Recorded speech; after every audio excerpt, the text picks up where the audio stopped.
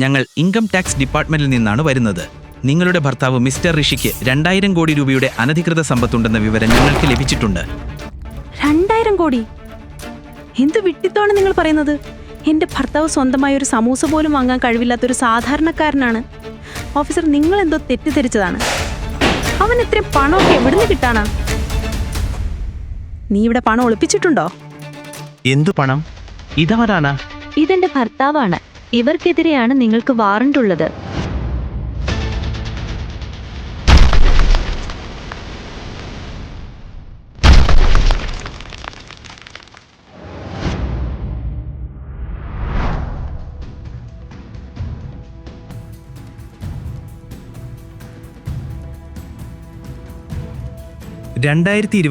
June 12 രാത്രി നീ എവിടെയായിരുന്നു? ഞാൻ പറഞ്ഞല്ലോ സാർ, ആ രാത്രി ഞാൻ എൻ്റെ ഗുരുവിൻ്റെ ഓഫീസിൽ അദ്ദേഹത്തോടൊപ്പമായിരുന്നു.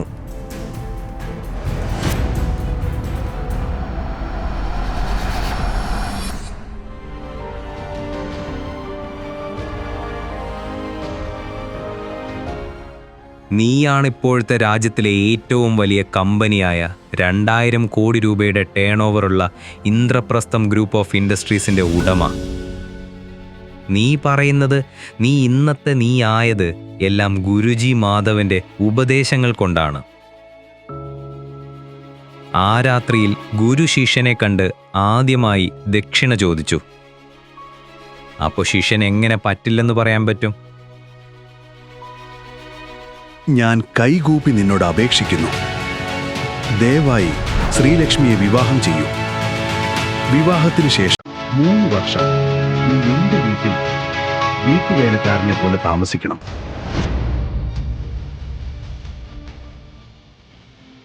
എന്തിനാണ് അങ്ങനെ ചെയ്യുന്നതെന്നത് ഈ കത്തിലുണ്ട്. അതുകൊണ്ട് നീ ഇത് 3 വർഷം കഴിഞ്ഞേ വായിക്കാവൂ.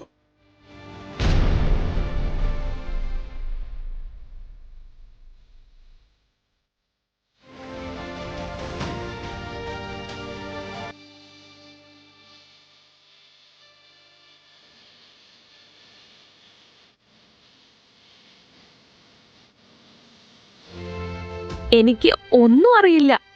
ഋഷിയുമായുള്ള നിന്റെ ബന്ധം എന്താണ്?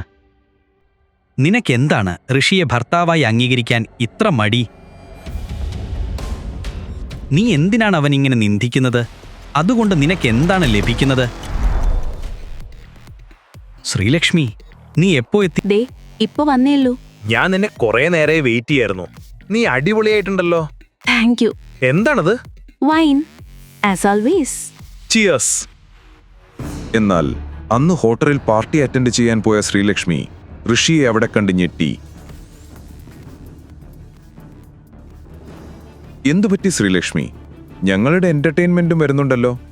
നിന്റെ ഈ ജോലിയും വിദ്യാഭ്യാസവും ഇല്ലാത്ത ഭർത്താവ് ഇനിയിപ്പോ ഫുൾ കോമഡിയാവും.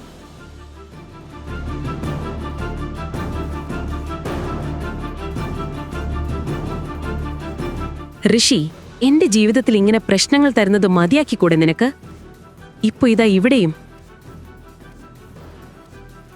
സത്യം പറ, ഈ റിച്ച് പാർട്ടിയിൽ നീ എങ്ങനെ വന്നു?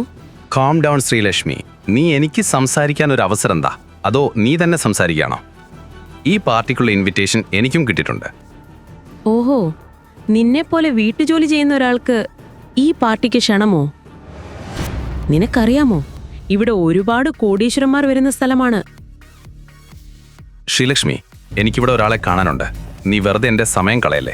എനിക്ക് നിന്നോട് ഇവിടുന്ന് തർക്കിക്കാനും താല്പര്യമില്ല. ഋഷി ഇങ്ങനെ ഇത്ര പെട്ടെന്ന് ഈ ബ്രാൻഡഡ് ഡ്രസ്സിൽ വന്നത്?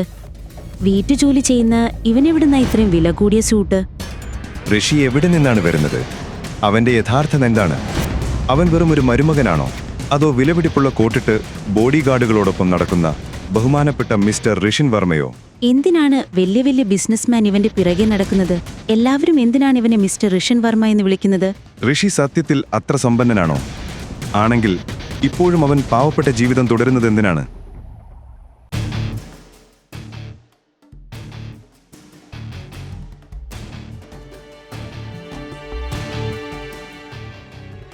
നഗരത്തിലെ അണ്ടർവേൾഡിന്റെ അറിയപ്പെടുന്ന ഡോൺ പോലും ഭീതിയോടെ നോക്കുന്ന വ്യക്തിയാണ് ഋഷി.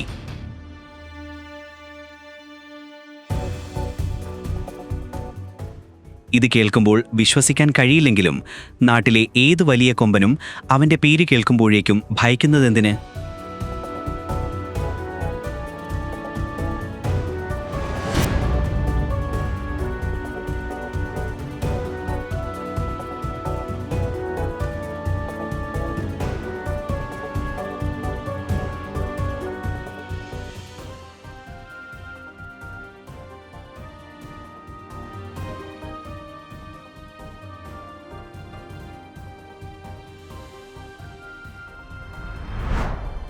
നീ എങ്ങോട്ടാ?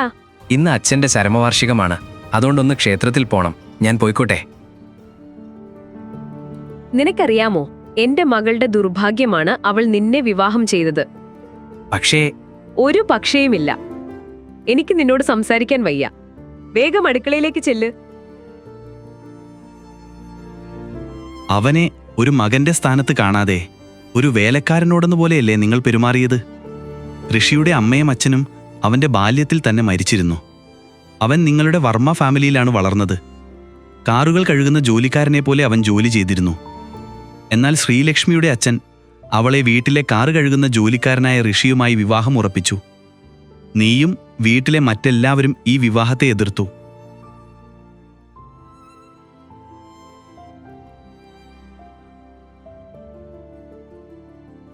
എഴുന്നേൽക്ക് വേഗം. എനിക്ക് വലിയൊരു പൂജയ്ക്കായി പോകാനുണ്ട്. ഞാൻ ഇപ്പോഴേ ലേറ്റാണ്. ഇനി അവിടെ എത്തിയിട്ട് എൻ്റെ അടുത്ത് ഭർത്താവ് കളിക്കാൻ വന്നാൽ അതിലും വലിയ മാനക്കേട് എനിക്കില്ല. വേഗം ഇറങ്ങിങ്ങോട്ട്.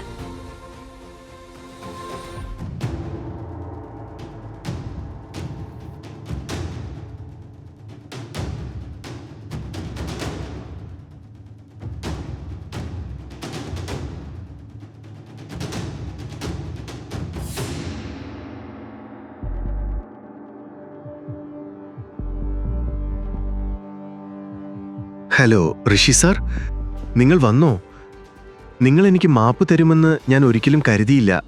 നിങ്ങളുടെ അച്ഛൻ്റെ ചരമവാർഷിക പൂജയ്ക്കു വേണ്ട എല്ലാ ഒരുക്കങ്ങളും ഞങ്ങൾ ചെയ്തു. നഗരത്തിലെ പ്രമുഖ പണ്ഡിതരും ബിസിനസ് കുടുംബങ്ങളും എല്ലാം ഇവിടെ എത്തിക്കഴിഞ്ഞു. നിങ്ങൾ എന്തിനാണ് ഇതൊക്കെ എനിക്ക് വേണ്ടി ചെയ്യുന്നത്? ഞാൻ എന്തിനാണ് നിങ്ങൾക്ക് മാപ്പ് തരേണ്ടത്?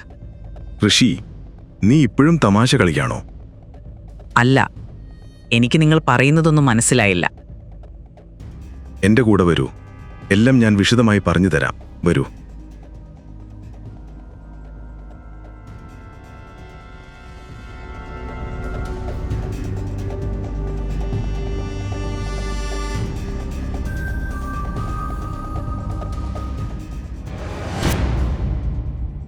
ഇത്രയും പാവപ്പെട്ട ഋഷി എങ്ങനെയാണ് ഒരു പ്രൈവറ്റ് ജെറ്റിന്റെ ഉടമയായത്?